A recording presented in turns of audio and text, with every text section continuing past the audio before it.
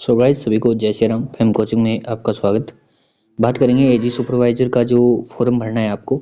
उसके लिए मैं एक चीज़ बताना चाहूँगा आपको। पहले आपको एक अटेस्टेशन फॉर्म भरना होगा फिजिकली, और एक आपको दो फॉर्मेट भरने होंगे, जो एक फॉरगेट वाला है और एक है आपका हस्तलिखित वाला, हैंड रिटन वाला। तो दो एफिडेविट की वीडियो आपको अलग से मिल जाएगी। अभी मैं आपको अटेस्टेशन की वीडियो दे रहा हूँ जो आगे है। वो वीडियो मैंने मेनली तो जूनियर अकाउंटेंट के लिए बनाई थी, लेकिन वही सेम चीज़ आपके है और वही चीज़ है। अटेस्टेशन फॉर्म भरना सबके लिए सेम रहेगा, चाहे आप सीएचओ के हो, चाहे आप एएनएम के हो, चाहे आप सुपरवाइजर या जूनियर अकाउंटेंट किसी भी भर्ती से सेम रहेगा। ओके। सो यहाँ पे अगर उस वीडियो में कहीं आगे बोला जाए जूनियर अकाउंटेंट, तो इसको लेके घबराना मत कि जूनियर अकाउंटेंट का है वो सही है, वो आपका भी है, जी सुपरवाइजर का, वो सीएचओ का भी है, वो एएनएम का भी है। ठीक है, सेम चीज़ है। सो मैं यहाँ पे एक चीज़ और बताना चाहूँगा, ये अपना टेलीग्राम ग्रुप है जहाँ पे आपको उस अटेस्टेशन की फॉर्म की पीडीएफ वगैरह मिल जाएगी, और ज्वाइन वगैरह कर लेना। सारा कुछ लिंक डिस्क्रिप्शन में और कमेंट बॉक्स दोनों में मिल जाएगी। दो व्हाट्सएप ग्रुप है जहाँ पे आप पूछ भी सकते हैं, और पीडीएफ अगर बाई चांस इसमें मैंने डालना भूल भी जाता हूँ कभी कभी, तो क्या होता है कि स्टूडेंट उसमें मांग लेते हैं व्हाट्सएप ग्रुप में पीडीएफ, फिर मैं इसमें याद आ जाती है मेरे कि मैंने डाला नहीं है, तो मैं डाल देता हूँ। ओके, तो सब्सक्राइब कर लेना। और इतने लोग वीडियो देखते हो यार, सब्सक्राइब नहीं करते हो, ठीक है। कम से कम एजी सुपरवाइजर के 500 लोग तो वीडियो आराम से देखते हैं, ठीक है। और जूनियर अकाउंटेंट के तो बहुत लोग देखते हैं, सीएचओ को भी देखते हैं, एएनएम के भी देखते हैं। तो ये 500 लोग हैं, ये 500 के 500 आज सब्सक्राइब हो जाना चाहिए, देख लो, ठीक है। आप करके जरूर जाना, आपके लिए प्रॉफिटेबल है, क्योंकि एक वीडियो कल आएगा जिसमें मैं पूरा फॉर्म भरना बताऊंगा आपको। ओके, कैसे भरा जाएगा। उससे पहले मैं आपको ये दो फॉर्म भरने बता दूंगा, एक ये अटेस्टेशन और एक अपना जो दो एफिडेविट है उनका। ओके, तो चलिए उस वीडियो पे चलते हैं, आगे बने रहिएगा। मिलेंगे, तो ज़्यादा टाइम ज़ाया ना करते हुए मैं अटेस्टेशन फॉर्म खोलता हूँ, ठीक है। तो आपको ऐसे ये खोल लेना है। यहाँ पे एक चीज़ बताऊंगा मैं, इसको सीधा प्रिंट करवाना है, सिर्फ 2 पेज चाहिए। बाकी कोई बोलेगा सिक्योरिटी फॉर्म प्रिंट करवाना है, क्या नहीं करवाना, सिर्फ ये प्रिंट करवाना है 2 पेज का, ओनली 2 पेज है। अब इसमें रहेगा क्या वो चीज़ देखते हैं। देखो यहाँ पे पहला तो आती है फोटो। फोटो आपकी विद सिग्नेचर होनी चाहिए, आधे सिग्नेचर इस पे होने चाहिए, आधे फोटो पे होने चाहिए, ऐसे होने चाहिए, मतलब ऐसे सिग्नेचर होगा पूरा, इतना फोटो पे आधा नीचे। और यहाँ पे लिखा है लेटेस्ट फोटो। अब इस फोटो में गड़बड़ है, क्योंकि अलोकराज जी ने ट्वीट किया था कि फोटो आप लेटेस्ट लगा सकते हैं, लेकिन जो अपनी विज्ञप्ति आती है ना, जिसके जिसे जेआर अकाउंटेंट किया है, तो विज्ञप्ति में ये लिखा होता है कि आपकी फोटो वही देनी है जो आवेदन के समय थी। तो एक बात पहले ये बता दूं, टेस्टेशन फॉर्म सबके लिए सेम रहेगा, चाहे वो किसी भी भर्ती के लिए है, डीवी के लिए, सीएचओ का हो, एएनएम का हो, जूनियर अकाउंटेंट संगणक का, और अपना एक और एजी सुपरवाइजर का, कोई सा भी हो, ये सेम रहेगी, चीज़ नहीं बदलेगी। तो यहाँ पे ये फोटो आप जिसके पास देखो आवेदन वाली है, तो मैं प्रेफर करूंगा आवेदन वाली लगा देना, नहीं है तो उसको तो लेटेस्ट लगा, ठीक है। अब बात आती है कि यहाँ पे फॉर्म भरना कैसे। तो यहाँ पे तो नाम और सरनेम आपका पता है, रोल नंबर ही आपको पता है, 3 चीज पता है। मेरिट नंबर किसी को नहीं पता, तो मेरिट नंबर आपको यहाँ पे क्रॉस चेक रखना है, कुछ नहीं करना, खाली छोड़ना है। प्रेजेंट एड्रेस और होम एड्रेस ये दोनों के सेम ही रहेंगे लगभग, दोनों भर देना। यहाँ तक किसी को दिक्कत नहीं है, क्योंकि ये नॉर्मल चीजें हैं, हम हर फॉर्म में भरते आते हैं। चौथा नंबर पॉइंट है, इसमें यह बताया गया है कि यदि आप तो 1 साल से 5 साल के बीच कहीं रहे हैं लास्ट में, या आपने कहीं तैयारी की है कहीं रहकर, तो वो स्थान का एड्रेस यहाँ पे देना है। यहाँ तो आप कब रहने लगे थे और कब तक रहे हैं वो डेट यहाँ पे दो डालनी है। जैसे आप 2015 में यहाँ रहने लगे थे और 2017 तक रहे हैं, तो वो डेट यहाँ पे डालनी है। और यहाँ पे जैसे उसका एड्रेस डालना है, यदि आप रहे हैं तो, वरना आपको इसको क्रॉस चेक रखना है, कुछ नहीं करना। अब आती है फादर की डिटेल। फादर का नाम आ जाएगा, फादर का एड्रेस वही है जो आपका एड्रेस है, ठीक है। प्रोफेशन, यदि आपके पिताजी किसान है तो आपको फार्मर करना है, कोई गवर्नमेंट एम्प्लॉय है तो गवर्नमेंट एम्प्लॉय कर दीजिए, कोई अदर कोई है तो अदर कर दीजिए, बिजनेसमैन है तो अपना जैसे जैसे होता है वो उनको पता होगा यार, वैसे लिख देना। अब आता है नेशनलिटी ऑफ, यदि आपके फैमिली में फादर हैं, मदर हैं, या यदि आप लड़के हैं तो वाइफ हो सकती है, नहीं भी हो सकती है। अगर फादर मदर हैं तो फादर मदर पे क्लिक करेंगे, इस पे ऐसे टिक मारना है और कुछ नहीं करना।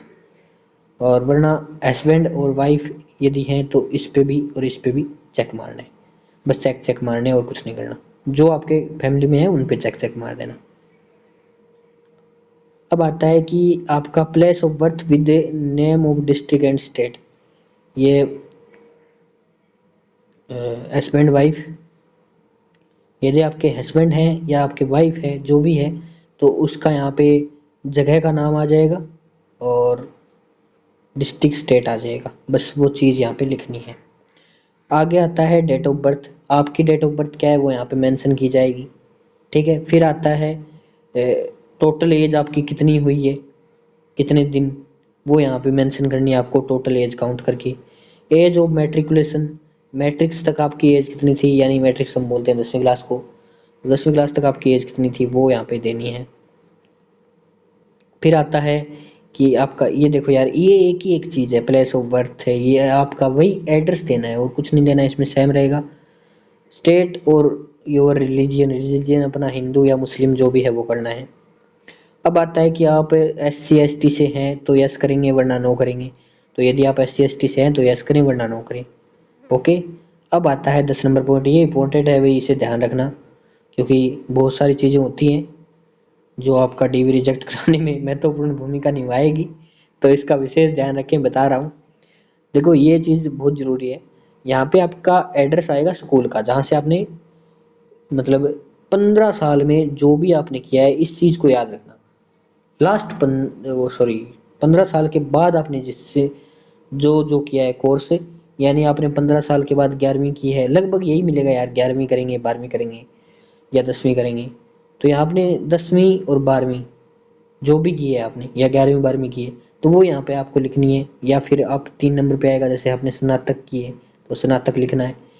तो ये तो यहाँ पे आ गया एग्जामिनेशन आपने पास कौन सा किया है, जैसे 11वीं की है मैंने, 12वीं की है, 15 के बाद, ठीक है, 15 के बाद आपने कौन सा किया है वो चीज़ यहाँ पे पूछी जाएगी। फिर 3 नंबर में जैसे मैंने किया कि स्नातक मैंने BSc की है मान लीजिए, तो यहाँ पे BSc आ जाएगा। ये तो चीज़ यहाँ पे लिखनी है।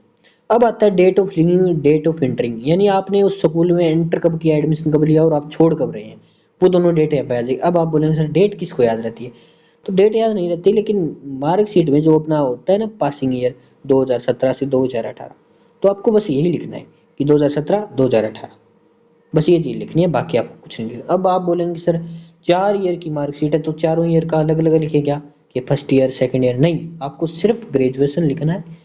और 4 साल का डेट ऑफ एंटरिंग और डेट ऑफ लिविंग है, 4 साल की गैप में आपको लिखना है, अलग अलग नहीं देना।